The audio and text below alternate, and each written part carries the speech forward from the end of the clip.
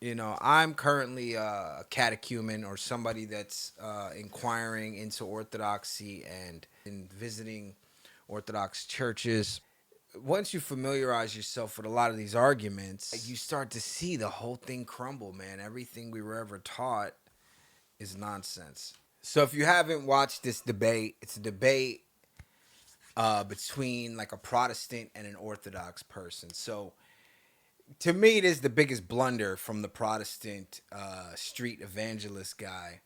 Let's play this part. Because every single one of the early church fathers say that it's actually his body, actually his blood. If you go to 1 Corinthians chapter 11, And what they're talking about is the Eucharist, when you partake of the body of Christ. every single one of the early church fathers say that it's actually his body, actually his blood. If you go to 1 Corinthians chapter 11, St. Paul even says that those who didn't examine themselves properly before partaking of the Lord's Supper could die.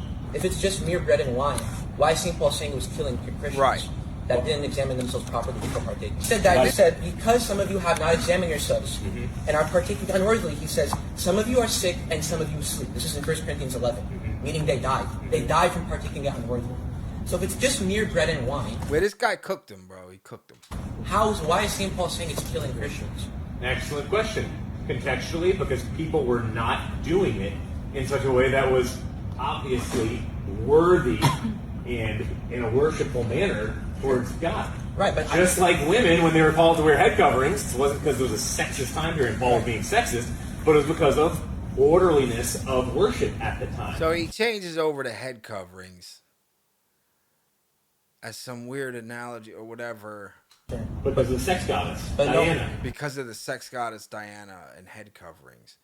But no one, And how they were worshiping Diana. So obviously the Me Too movement and all the great movements that uplifted women came from the Christian worldview. It's pretty hard to say that Christianity is sexist.